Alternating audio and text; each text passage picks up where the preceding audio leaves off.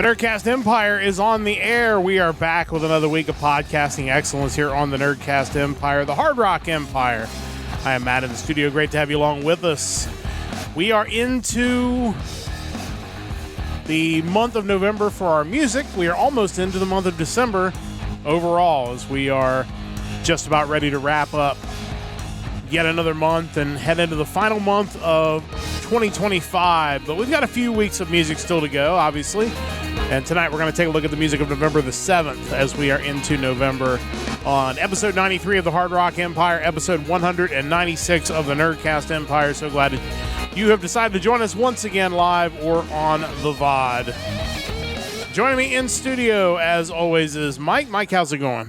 It's going. The long holiday weekend, sadly, is coming to an end, but still digging those Thanksgiving leftovers, so that's not a bad thing, and had a lot of music to go through this week, so excited to get into it. Yeah, it was a pretty good week again in music, which is always fun. That's a great way to enjoy those Thanksgiving leftovers with some great new hard rock and heavy metal, and that is what we are going to do. Also, a good time to remind you, you can join our Discord. I am pinning that currently in each of the chats on YouTube and on Twitch. Join us there. We post our stream schedule there. If we have any changes, we post that there. And also, we want to know your opinions on our questions of the week. And in the next couple of weeks, we're going to be tackling some Christmas-themed questions as we head into the holiday season. Now, it feels like that the weekend after Thanksgiving is kind of the official start of the Christmas shopping season. So I figured it's a good time to kind of tackle that topic over the next few weeks. We'll start that at the end of today's program and when we answer our question of the week. But, of course, we always start things off with news headlines. And this is actually a news story that Mike brought to my attention first. So I think it's only fitting that we bring it up on the podcast. Sometimes you just see an event and you just think, wow, like that is something that this event really exists. But indeed, it does exist. As you can see in the story linked from Blabbermouth, Glenn Danzig will be playing a special Danzig Sings Elvis show on New Year's Eve, December 31st, at the House of Blues in Anaheim, California. The last concert like this took place in February of 2023 at the Montalban Theater in Hollywood, California. This was not something I was aware of. Evidently, this is obviously something that has been a thing for a while, but we're always up for some Danzig news, and this is some fun Danzig news to hear that he is doing a concert singing Elvis songs. Yeah, my first takeaway from this is it's New Year's Eve. Like, all bands should do some sort of weird, like, one-off or two-off thing like this for the holiday. I think that'd be really cool. He did have his Danzig Sings Elvis album back in 2020. I listened to a couple tracks from it. It's fine. I guess part of me feels like there are some obvious tracks that were missing from that album that I would have liked to have heard his take on, honestly. But, it's an Elvis tribute album that sounds a little creepy and eerie, and that's definitely not a bad thing. I feel like just in general, like Danzig's music and then horror punk kind of as a genre as a whole definitely has some Elvis influence there. That like 50s and 60s rock definitely seeps into that style of music. I know the band The Misfits, who Danzig used to be a part of back in 2003, long after he had left the band, but they had released an album called Project 1950 where they cover a bunch of 50s and 60s rock songs. And I feel like their style and then his style lends itself really well to that era of music. Yeah, it's really interesting. Maybe not something you would think of right away, but when you really kind of sit down and start thinking about the structure of the songs, the way they're kind of formatted, and think there could be some overlap there, which is kind of an interesting concept. So, if you want to hear Danzig sing Elvis live, you've got an opportunity coming up on New Year's Eve. It's probably better than whatever's going to be on the Dick Clark Rockin' Eve. Unless they bring Dick Clark back. We're still holding out hope. Yeah. Someday, possibly. But, if you're looking for something on New Year's Eve, that could be an option. I think you could do a lot worse than to go see Glenn Danzig in Anaheim, California. Another news story we wanted to talk about, because obviously we spend a lot of time and oxygen on the Rock and Roll Hall of Fame. For better or worse, typically is a debate-worthy topic. But there is also a Metal Hall of Fame. I believe we probably talked about it this time last year when they had their induction announcement from last year. So we will have this story that talks about the Metal Hall of Fame coming to the Sunset Strip on January 21st, 2026. So we are looking at a little over a month and a half for that. And it will be hosted by Eddie Trunk because, I mean, who else are you possibly going to get to host such an event? Not only obviously for his metal knowledge, but of course he's probably critic number one as far as the Rock and Roll Hall of Fame. It's going to be at the Roxy Theater with the celebrity red carpet, the Rainbow Bar and Grill, which is really cool. You see the acts, if you look at the story, Chris Holmes, Tracy Guns, Warren DeMartini, Ricky Rackman, and Ricky Rocket. And then an all-star jam. We'll kind of wrap things up. As you take a look at this, what really jumps out at you? I guess what jumps out at me first is I think it's interesting that they tend to induct individual musicians and not bands. Yeah. More often than not. It's like, Ricky Rocket, that's great. What about Poison, the whole band? You can't really think of him without thinking of Poison. Same with Tracy Guns and L.A. Guns, although he's done a lot more than that.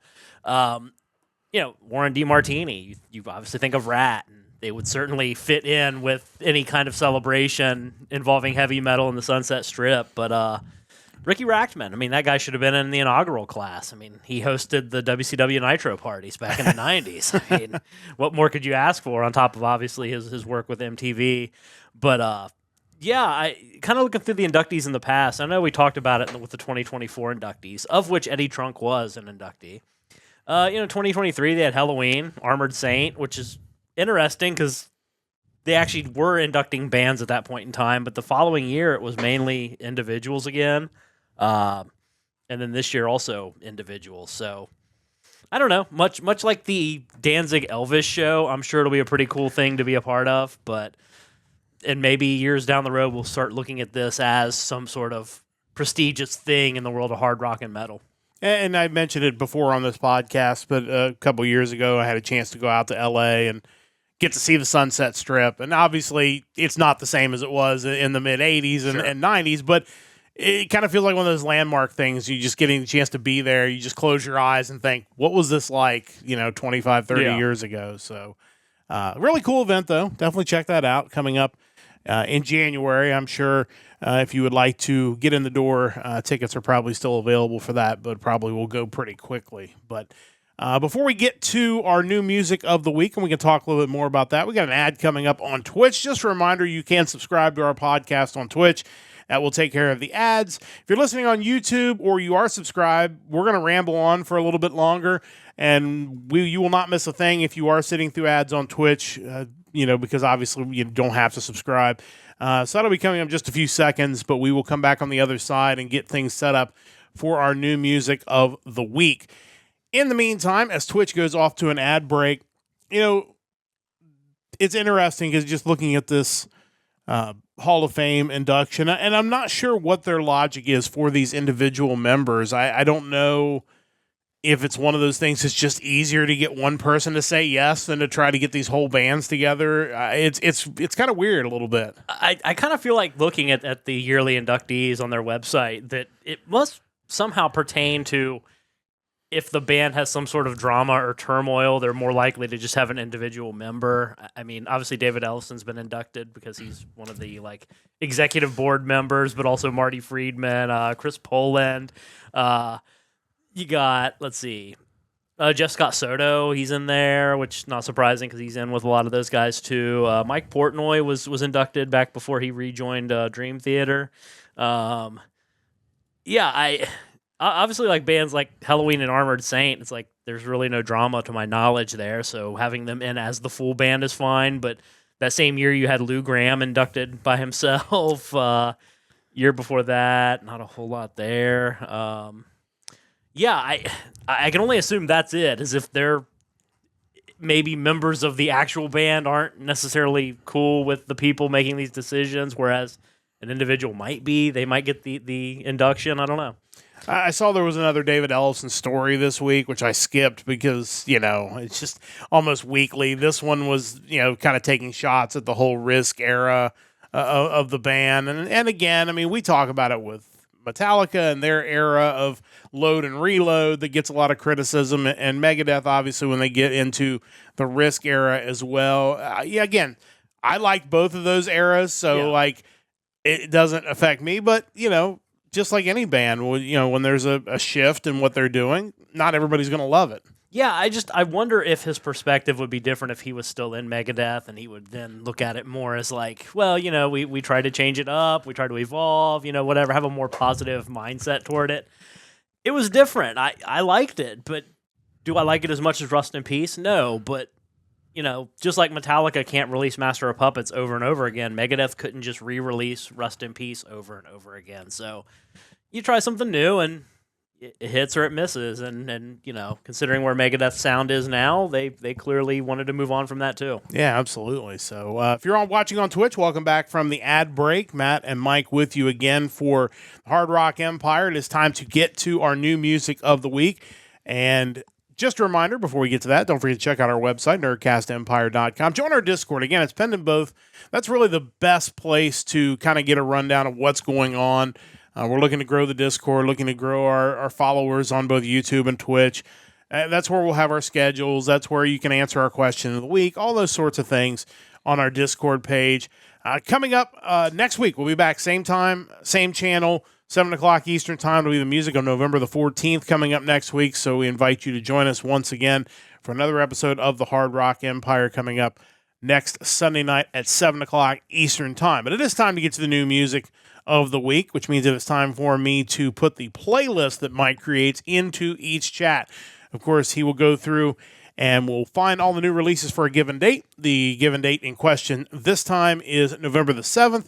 He'll pull new tracks off of those albums that come out, and we'll put them on a playlist. He narrows it down a little bit more just to try to get the best of the best on this playlist, and then we go through and each choose 2 new albums to spotlight on the podcast. Another really strong week overall. Thought there was a lot of interesting stuff, some different stuff. Again, AOR was pretty strong this week across the board, but it's always tough. And again, that's why I encourage you to go through the playlist, because I think everybody will find maybe the 2 songs that really speak to them. But before we get to the 2 songs that each of us picked, 2 albums, as it were, there's always a handful of kind of bigger, over-the-top arching topics or big acts or collections, things like that we like to go over at the beginning. So, Mike, what do we have on that front this week? Yeah, I do want to mention, I felt like the variety was really strong this week. I mean, you did have the AOR, but I mean, you had hardcore, you had post-hardcore, a lot of alternative, and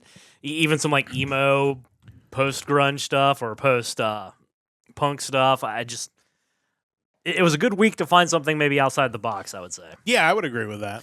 As far as kind of the major releases this week, the newest one from Finger 11 came out last night on Earth. Their 8th studio album.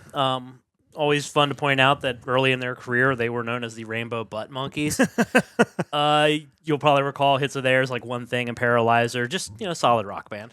The track on the playlist was solid. I hadn't really been keeping up with Finger 11, but it intrigued me enough that I kind of want to go back and listen to the album to see how it turned out. Yeah, it's funny listening to that playlist track. I kept expecting them to break into the chorus of One Thing like at any point in time during that song, but yeah, it was solid. Next, we have the newest from the finished melodic death metal band Omnium Gatherum. May the bridges we burn light the way. Saw them live a while back with Sonata Arctica. They're a solid melodic death metal band, and what I've heard of the album so far is just that. It's solid. Yeah, no surprise there. We also had Slash live at the Serpent Festival. It's this blues festival that he put on, apparently. It's Slash. If you like the blues, check it out. When you hear Serpent Festival and metal, you just assume it's just a big snake gathering festival that, hey, he's playing this venue with all these snakes and stuff like that. But no, it's actually just a blues festival. Yeah. Totally normal. A couple re-releases of Slash box sets for this week. We had Alcatraz with Prior Convictions. Couple new tracks plus re-recorded classics of theirs. They're a solid. They were always a solid band, so that might be worth checking out. And finally, if you like prog metal, Caligula's Horse released the 10th anniversary of their Bloom album. Contains some unreleased demos as well as a cover of the Beatles song Across the Universe. So probably worth checking out as well. Yeah, a lot of really good stuff. And again, definitely encourage you to check that stuff out. And sometimes we'll pick a big band. Sometimes we'll kind of just mention them at the top of the podcast. So again, check out Mike's playlist. Definitely worth finding some things that really speak to you this week. And of course, as I always say, support these artists, buy their albums, see them on tour, do what you can, buy merch. try to let these bands keep doing the thing they are doing. Howdy to Chris joining us in the chat just in time for the new music. And that means it's time to get to Mike's picks. As always, Mike kicks things off. So what do you have for pick number 1 this week? Yeah, so for pick number 1, we are headed off to Rhode Island for the 11th album from this melodic hard rock band. They are Derricole, and the album is Reactance Theory. Yeah, when I saw the band name, I thought, where are we going off to? And then I saw it was Rhode Island. So, that's, it's not France, or I'm going to be taking a trip to Italy, which is going to, apologies in advance for all those Italian pronunciations we're going to have a little bit later on. But no, we're headed to Rhode Island for these guys. Yeah, so this group features Phil Vincent, who does a lot for them. He does all vocals, keyboards, lead and rhythm guitars, bass, drums. He also produced and mixed the album. Joining him, I assume the namesake for the band, is Damien Derricole on bass and BF Derricole on drums and percussion. This also features Vince O'Regan on lead guitars and Peter Cox playing lead guitars on track 11. The playlist track, Dark Waters, caught my attention, felt very 70s. Keyboards and vocals harmonies more than anything, just had that kind of old 70s rock vibe to it. The opening track starts with a less 70s, more early 2000s guitar riff, which kind of ends up being the way this album plays out. The guitars feel very hard rock of the last 20 years with that 70s influence from the vocals and the keyboards, which is something I think works really well. I really enjoyed it. Standout tracks on the album include The Best of Me, Shadow Rider, Dark Waters, Moving Target, Spirit Infinite, and the track that I listened to or picked to play, Round and Round. Which is not a cover. It is not a cover of the Rat the Rat song. The Rat song. I kind of wondered if that was going to be the case. It was not. It's still a really awesome song from these guys. Derricole, their new album, Reactance Theory, which is not a psychological theory. Thank you, AI Overview, for clarifying that. This is the second track off of that album, Round and Round. Let's listen to a little bit of that now.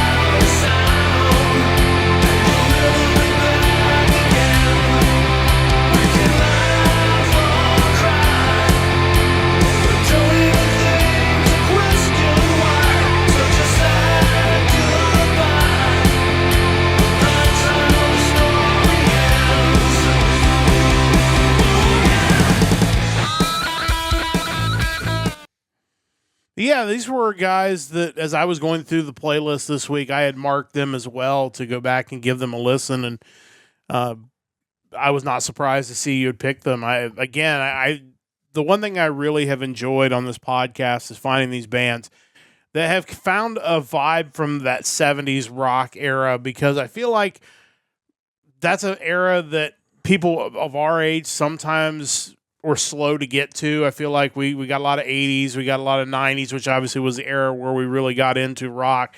70s was kind of looked as not oldies, but definitely older. It wasn't really till I got older that I appreciated the music of that era. And now it's like hearing newer bands doing music that sounds like it comes from that era. I always really appreciate that. Yeah, I think sometimes when you get bands that pull influences from that era, they end up more veering toward like the stoner rock vibe, and you don't really get that from these guys. These guys are almost dipping their toe into kind of light progressive rock, which I would prefer anyway. But yeah, just a really solid sound and something you don't hear every week. Yeah, looking forward to getting a chance to come back and listen to that whole album, but I definitely encourage you to check those guys out. Mike's first pick of this week. As always, Mike, you have 2 picks each and every week. Another interesting band for pick number 2. What do you got for us? Yeah, so for pick number 2, we are veering even farther outside of the box of my normal picks. This is a UK-based emo post-punk band. They are the Maple State, and their newest album is Don't Take Forever. Well, after I thought your first band was potentially from France, I thought your second band would have been from Canada with the maple in the name, but then I looked them up and saw that was not the case at all. But again, a band with a very interesting sound. Yeah, absolutely. And it's funny, the review for this album that I found mentions how these guys, despite being British, are like the most Midwestern emo band that they've heard in a while. And yeah, I mean, you definitely get that from them. This is their first album since 2018's The Things I Heard at the Party. Band consists of Greg Council on bass and vocals, Williams Peterson on keyboards and vocals, Christian Council on guitars and vocals, and John Goodwin on drums and vocals. A lot of singing going on here. Yeah. The website AU Review did a write-up on these guys and the album. Talks about them being mainstays in the early 2000s punk scene, even getting the attention of Blink-182's Mark Hoppus and the 1975's frontman Matty Healy. Besides getting back together briefly for that 2018 album, they've been disbanded for 17 years. They talk about how long it took them to get back together after 2008, but how when they did, it was like no time had passed. And that's kind of a recurring theme on the album, is how you're not really locked in any one path. You can choose what you want to do with your life, but ultimately it's up to you to do these things. And they kind of reflected on, like, the only thing stopping them from doing this was just themselves, and they wondered why it took them so long to kind of find their way back to doing what they do. We talk about bands out there that do music that's no longer in the mainstream focus, and usually that's like traditional metal, AOR, pop metal, stuff like that. But, we've reached the point where, like, a lot of these emo, like, post-punk bands, I mean, they're 20 years removed from mainstream notoriety. So it's kind of an interesting thing, because these were guys who undoubtedly much younger, writing about, very emotive, introspective stuff. And, their fan base, and I kind of count myself in on this just based on my age. Fast forward 20 years, it's like the stuff that you're feeling and you're writing about, it's matured so much. So it's almost more interesting for their subgenre to see what they're doing, in their 40s and so on, that, they just didn't have that level of maturity when they were 18. Standout tracks on the album include Winter Part 2, 0 Days Since Last Incident, Better Than Before, Vacancy, and the track that I picked to listen to, No Time to Waste. Check these guys out, the Maple State, with their new album, Don't Take Forever. And this is the 5th track off of that album, No Time to Waste. Let's listen to a little bit of that now. Trees out in the Indian Ocean, I think you know what I mean. And I don't know what you waiting for. Da da da da da da da da. And I don't know what you waiting for. No one's walking in, it's gonna do this for you. Take the first step and we'll be there with you. It took some time, you need it. You set out on your own, run up in Costa Rica, escape to London black hole. Well, I just had it thinking, concerned in my own home. That's the reverse to the thing. No one that goes on and on. And I don't know what you wait.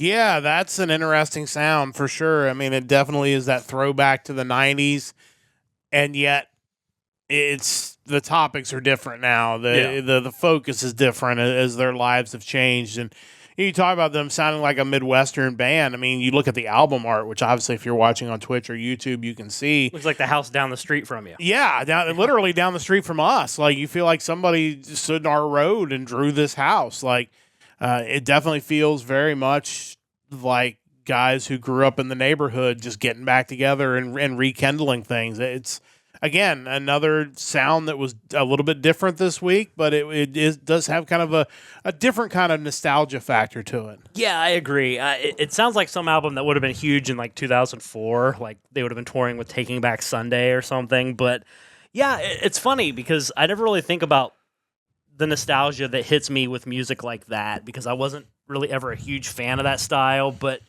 you can't help but it still take you back to that time, and it's definitely a solid album. Yeah, definitely excited to go back and check this one out as well. The Maple State, Mike's second pick for this week. We are just about ready to run into another ad on Twitch. If you are not subscribed to us, we encourage you to do so, and you can avoid those ads if you are subscribed, or if you're on YouTube. We're going to continue to chat a little bit during this upcoming ad break, but on the other side of this break will be my 2 picks for this week, so we encourage you to stick around. We'll get to those in just about 90 seconds time here on Twitch and on YouTube. But we will allow that ad break to get underway. It has done so. And, you mentioned there's just a variety in music, and those two bands, I mean, you have a band that has a very 70s vibe to it, and you have a band that has, those 90s, early 2000s vibes, kind of, and what would have been considered angsty probably during that era now has almost a different feeling because of the passage of time.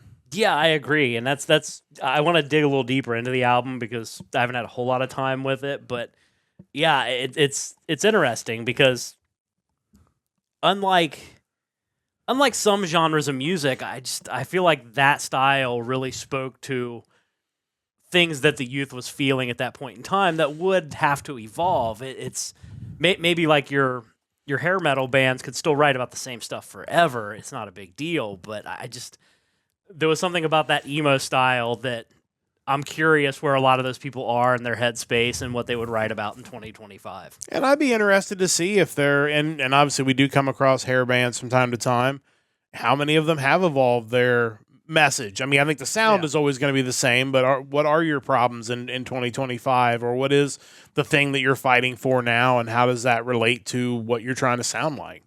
Yeah, it's something I haven't put a whole lot of thought into until this week, to be honest. But yeah, it's, the thing about, and it kind of goes back to the Megadeth discussion earlier about Risk, is that, these are human beings that their motivations and what drives them changes over time. You don't want to hear them singing the same song for 30 years. Yeah, it doesn't really hold up, but at least you don't feel like it's relatable. So if you're on Twitch, welcome back from the ad break. We are going to move on to my two picks this week. And, Mike made the comment on Discord about really kind of stepping outside the box, and it's a really good week to step outside the box. I, on the other hand, just planted myself right in the middle of the box this week. We're going to Italy for two bands. We are talking AOR bands, right up my alley this week. But to be fair, these were both really well done. So I feel like if I'm going to kind of go down the straight path that I normally go down, I want it to be really well done. And we're going to start off with an Italian AOR band founded in 2015, but this is their debut album. This is Backlash with Time to Impact. I'm going to apologize in advance to our friends in Italy. I'm sure I'm going to get some of these wrong over the next two bands, but I will do my best. These are three seasoned musicians, guitarist and arranger Andrea Frighi, vocalist Massimo Ordine, and bassist Angelo Franchini. But this is really the first time the three of them have come together to put an album together. Obviously the PR talks about it being hard-hitting and leaving a lasting impression. When you hear, one of the releases or one of the stories mentioned their band was inspired by Survivor, Bad English, Giant, and Journey, you kind of know what you're in for here. But they've done a really good job here. It has a polished sound for a new band, which is kind of how you can tell that these guys are not new musicians. These guys have been around for a while. The harmonies are really excellent. I think that carries the vocal level to a kind of a different place. And overall, it's just a fun listen front to back. I think, again, with AOR music, there's so much of it out there. You don't want to sound too samey as everybody else. And these guys have kind of carved their own niche here, even different than the second band we're going to listen to, despite the fact they're from the same country and playing the same genre of music. There's definitely some differences there, but overall, really enjoyable. I thought they did a really great job with this and excited to see them continue to progress forward.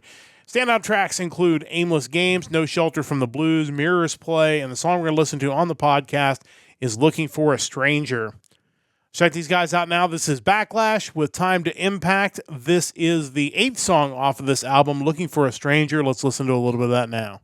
I'll be your reason to make sure you'll never be looking for a stranger. Now we make our first name. Never be a stranger. My love is true. It belongs to you. Out of danger, lasting on and on, stronger, more and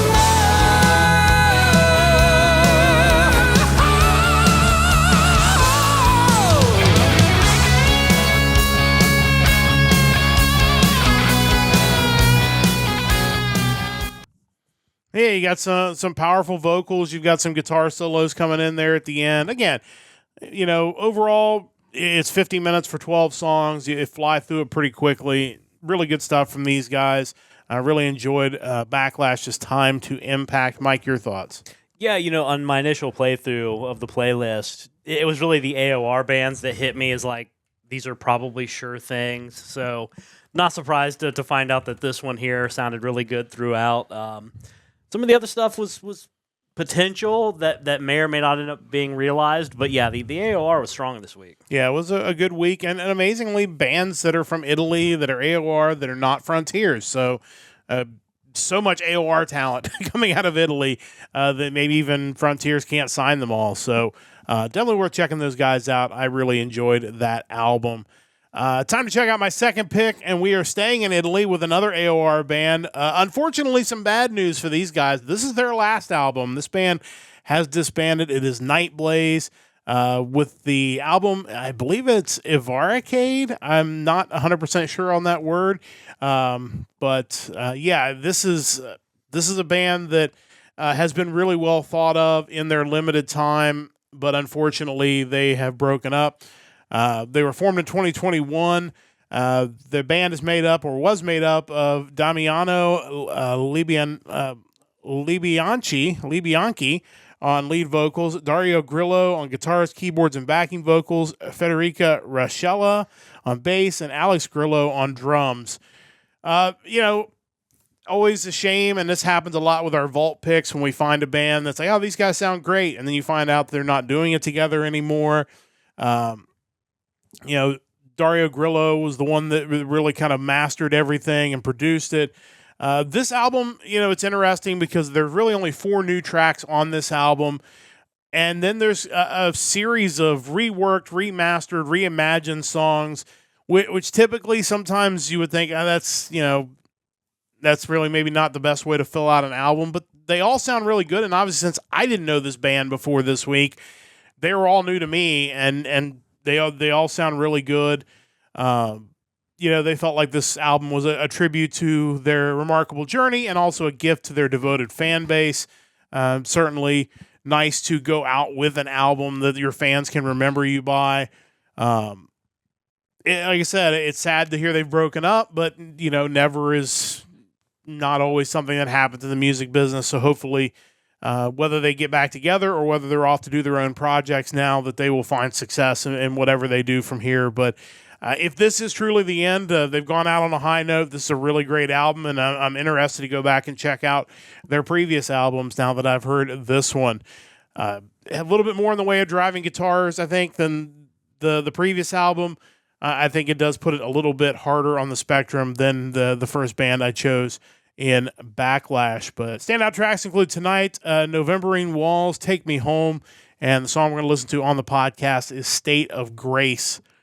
Let's check these guys out. This is Nightblaze's new and final album. This is the opening track off of that album, State of Grace. Let's listen to a little bit of that now. You're in my heart and you find me out. It's like a choke down my spine. So take my passion and raise it high. Together side by side. State of grace. Oh. State of grace.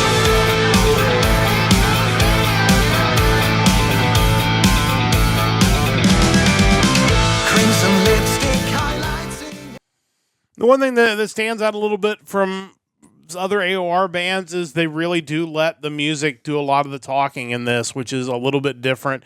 A lot of times AOR is known, as with the first band, with those really nice harmonies that just bring you this wave of vocal sound.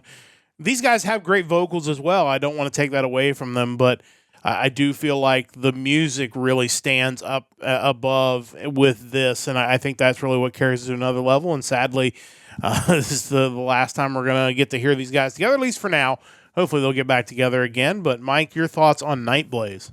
Yeah, it's kind of the difference between like 80s soundtrack rock music with AOR and actual just rock music. And I think these guys are more on the rock music side of it compared to what you'd see in the new Karate Kid movie on the soundtrack.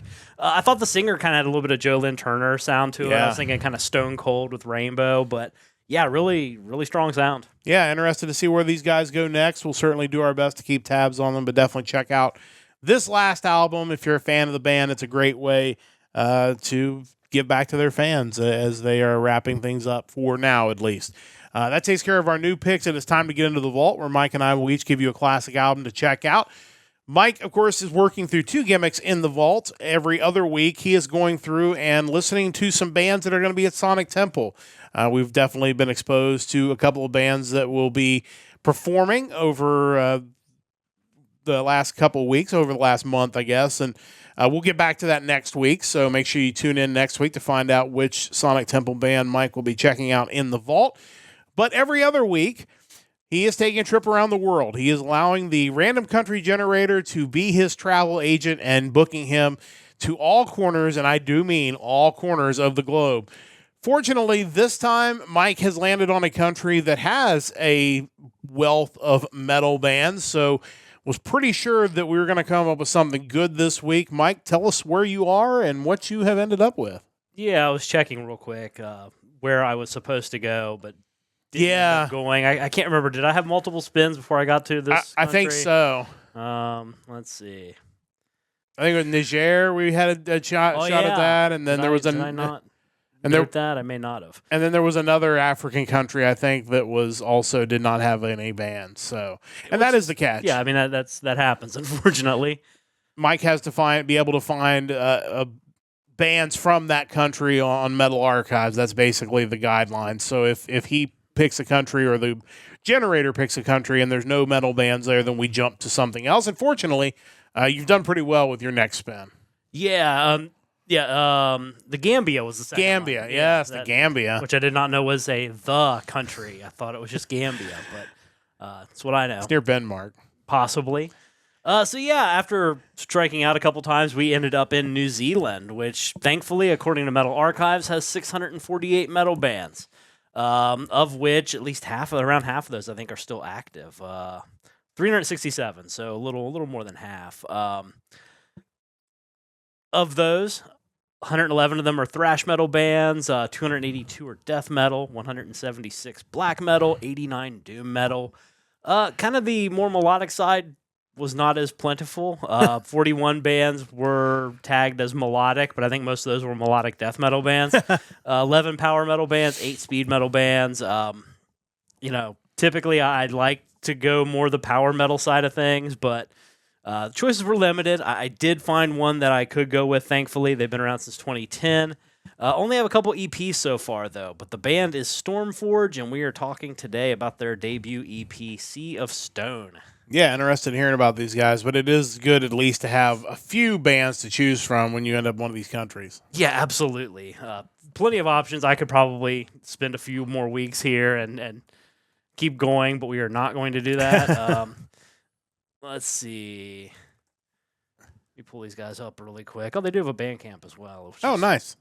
Helpful as also. So these guys, like I said, they formed in 2010. They have 2 releases so far in 2014, Sea of Stone, and then a second EP in 2019, Madness and Might. Band consists of Thomas O'Leary on bass, Flynn Fredrickson on guitars, Courtney O'Leary on vocals, Anthony Mufsud Houghton on drums, and Raj Singaraja on guitars. Found a review for this EP on the website metalbandcamp.com. And it's interesting. The intro to the review kind of describes what I was looking at with the numbers on Metal Archives, basically saying that even though there is metal in New Zealand, it really didn't have much of a profile for power traditional metal bands. It was more kind of the extreme side of metal, which is definitely what the numbers showed. You could definitely tell these guys draw inspiration from the legends like Iron Maiden, Judas Priest, Blind Guardian, Halloween, etc. This EP, I mean, there's only 4 tracks, it's 29 minutes long, but it definitely does their inspirations justice. It's a pretty awesome release.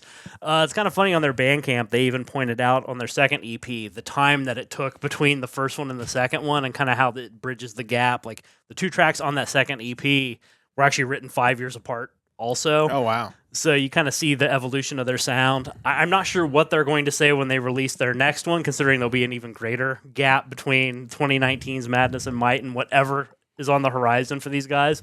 Hopefully something, because for a country that doesn't have a lot of melodic metal. These guys are definitely worth a listen. Again, 4 tracks. Listen to the whole thing. They all stand out, I suppose. But yeah, again, there wasn't a whole lot to pick from, but these guys definitely worth a listen.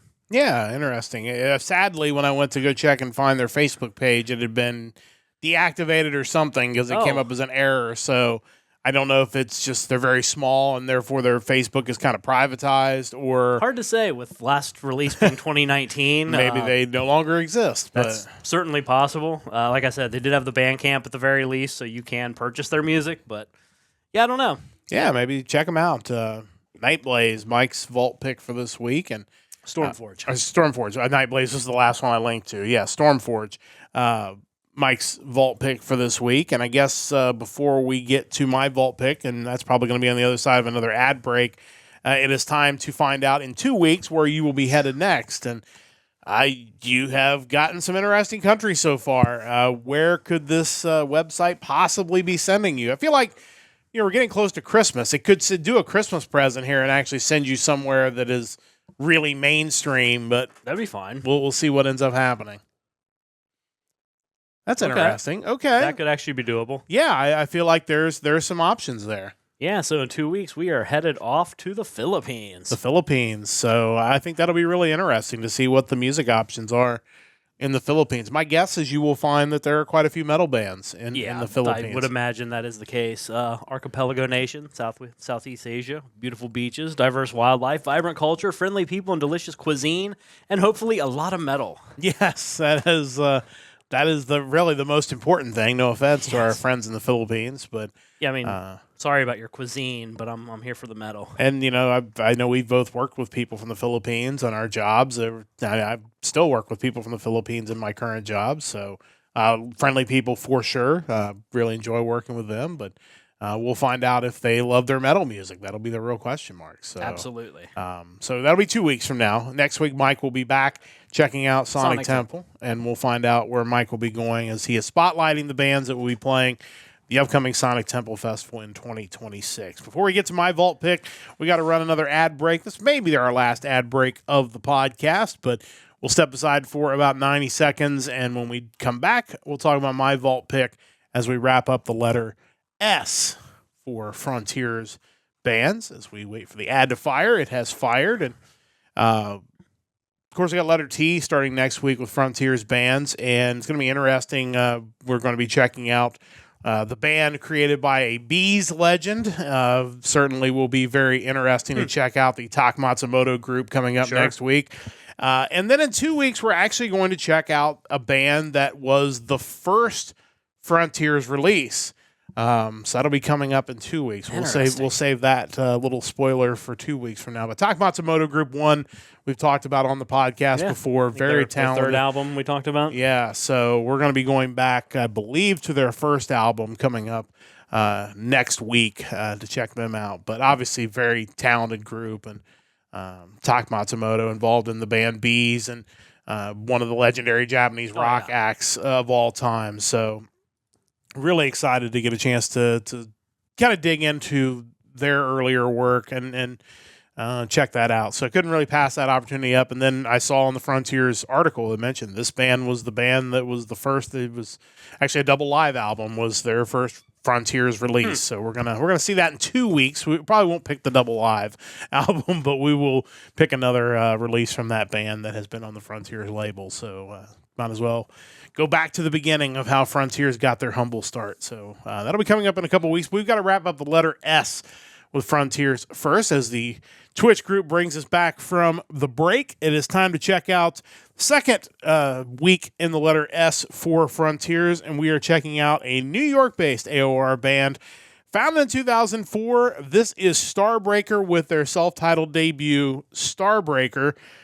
This is another one of those cases where you have a band that is my OBS is going nuts. It won't let me. It clicks it and then it unclicks it. There we go.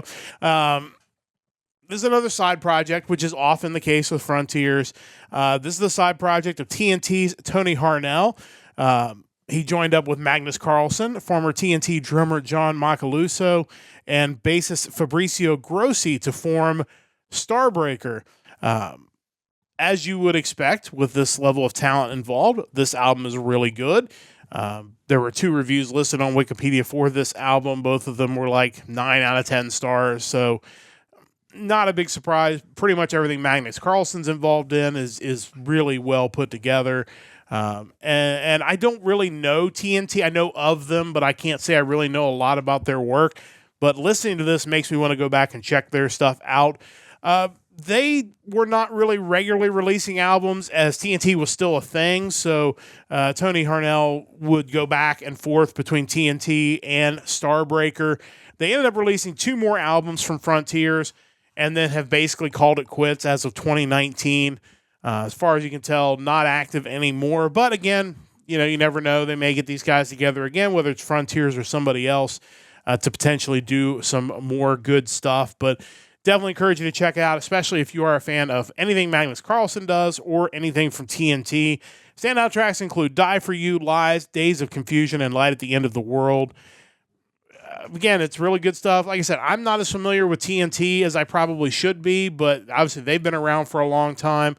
It feels like that's a band I need to go check out now. Yeah, I haven't listened to them all that much either. I was looking at their Wikipedia. I'm familiar with the song 10,000 Lovers, but that might be about all I know from them, to be totally honest. But I mean, if that's any indication, I'm sure their stuff's good. Yeah, I think it definitely will be something that will be worth checking out, and really excited to dig into their catalog. I would have the option technically to pick TNT over the next 2 weeks because they are a band that starts with the letter T and they have released things from Frontiers.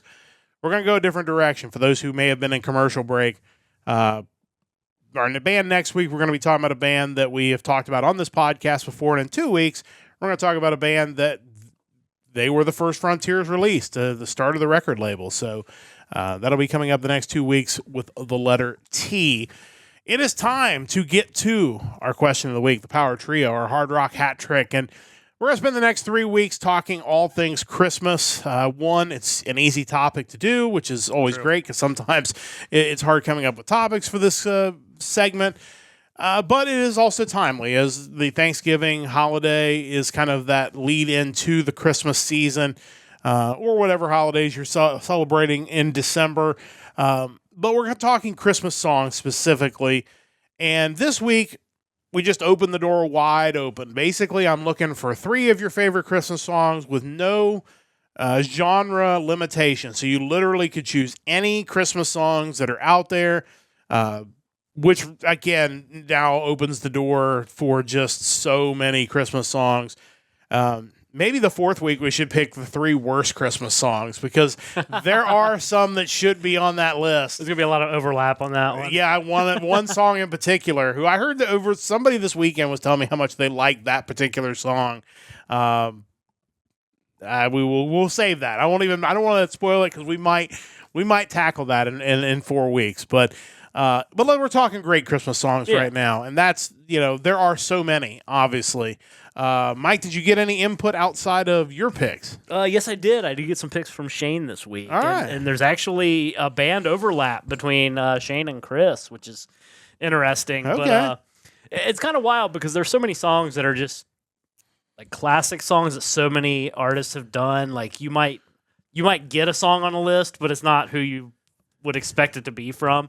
And that's kind of the case with Shane. His first one is from a group called the Youpers, with their rendition of Grandma Got Run Over by a Reindeer. That's interesting. Not surprising, just based on their name. They're a comedy group from the Upper Peninsula of Michigan. That makes sense. Yeah, so I've not heard that version of the song. I know the song, obviously, but, I'm sure it's funny. That's one that could end up on that other list, like, to be real. Like, I mean, it's not a bad song, but I feel like it falls into the overplayed Christmas songs. That's the problem, really.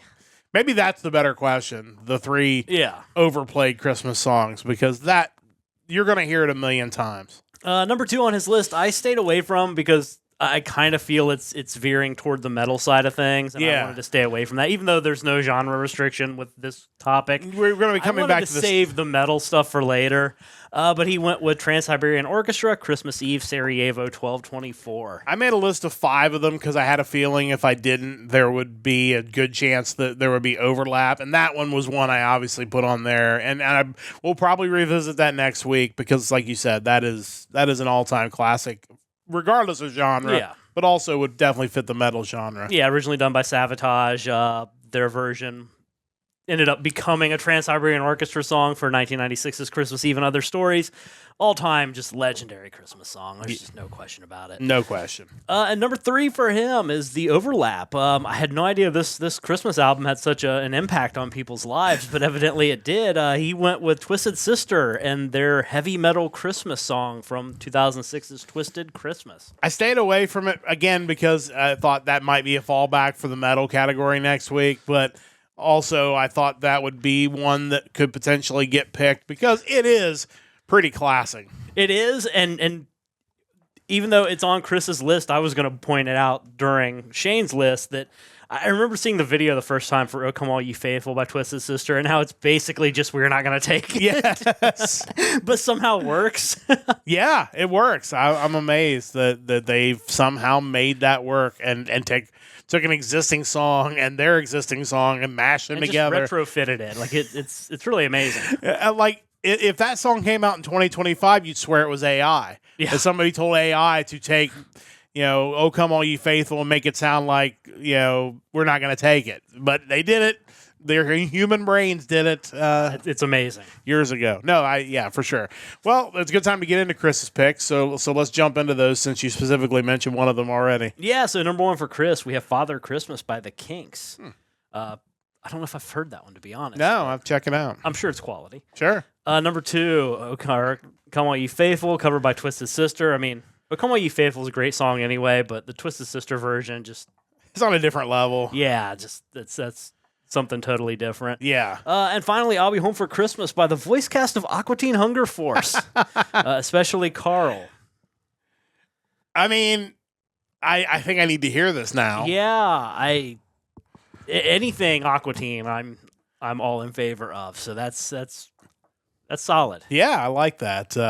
That's an interesting choice for sure. Yeah. And "I'll Be Home for Christmas" is a solid Christmas classic. So it is. But yeah, that's definitely one I'll have to check out. Good picks from Chris. All right, Mike, hit us with your 3 picks. I mean, these are the definitive, just greatest genre, non-specific Christmas songs. Number 1, of course, and one that I didn't realize has been redone. I know it's been redone, but it's been redone like 4 or 5 times, and I had no idea. Band-Aids, "Do They Know It's Christmas?" We heard another version of that, whatever year it was that we went to Dallas and we drove to... and I think that was the one that I knew had been done before. Yeah, because I didn't know. That was the first time I'd ever heard like a remake of that song.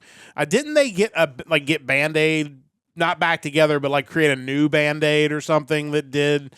I don't know if they did that song or they did a different song possibly. But so like you had the original version. Yeah. Then they had Band-Aid 2, which was a few years later in 1989.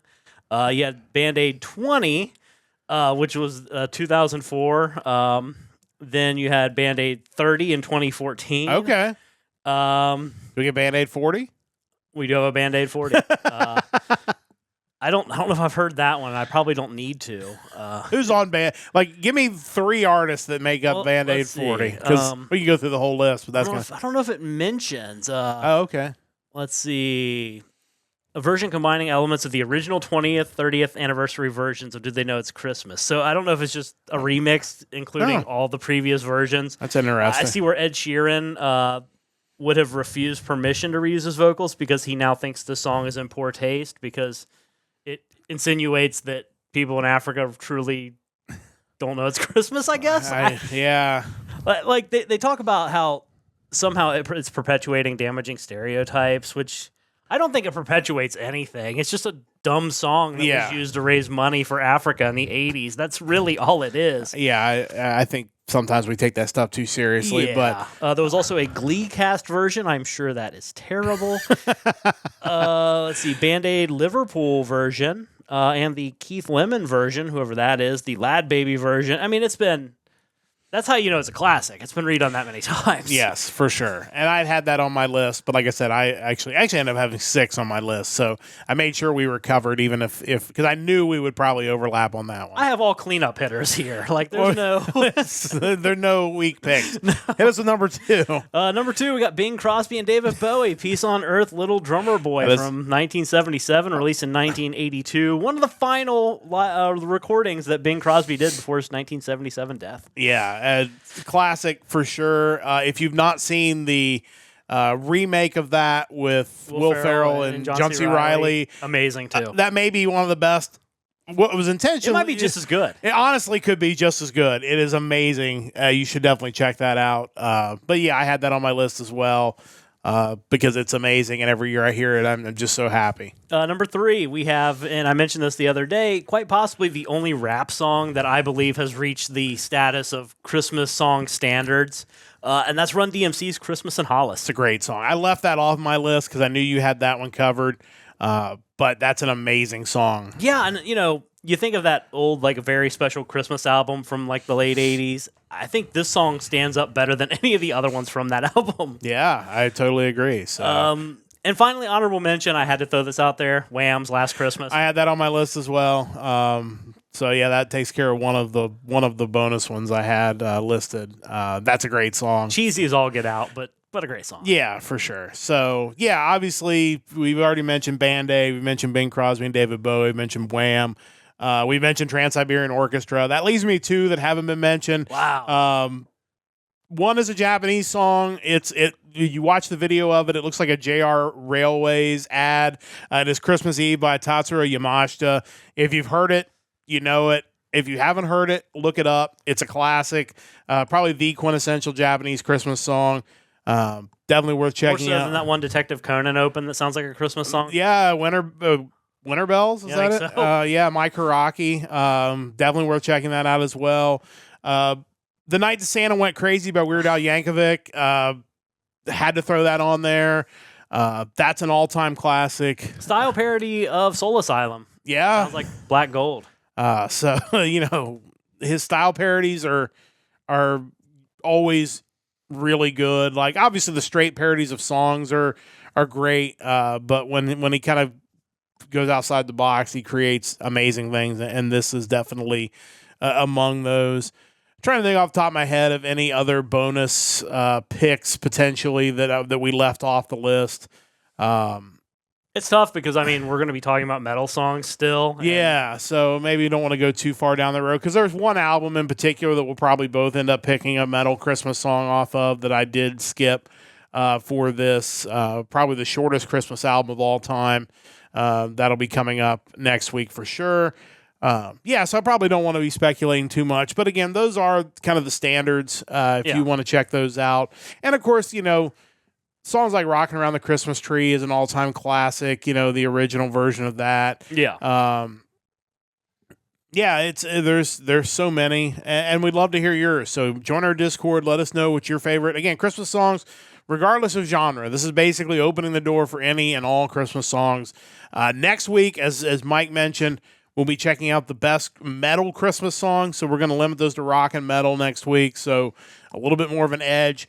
And then in 2 weeks, we're going to be talking about 3 Christmas songs that should be covered by a metal or rock band. And we're going to pick the song and we're going to pick the band, because I feel like that could be funny just to see potentially what we come up with, because there's lots of great options there. Yeah. So it is that time of year. And it is also that time to bring this episode of the podcast to a close. Thank you so much for joining us once again for another episode of the Hard Rock Empire. We'll be back again next Sunday night at 7 o'clock Eastern Time with the music of November the 14th. So make sure you join us then. Same time, as always, live on Twitch and live on YouTube. Looking forward to doing that again next week. A big thanks to Chris for joining us in the chat. Big thanks to Shane as well for chipping in with his answers this week. Big thanks to Mike for all of his hard work on the podcast. Big thanks to Stove Lake Media for their continued support of our podcast. And a big thanks to you whenever and wherever you are listening to us. We'll join you again next Sunday night for another episode of the Hard Rock Empire. Until then, don't forget to join the Empire, the Nerdcast Empire.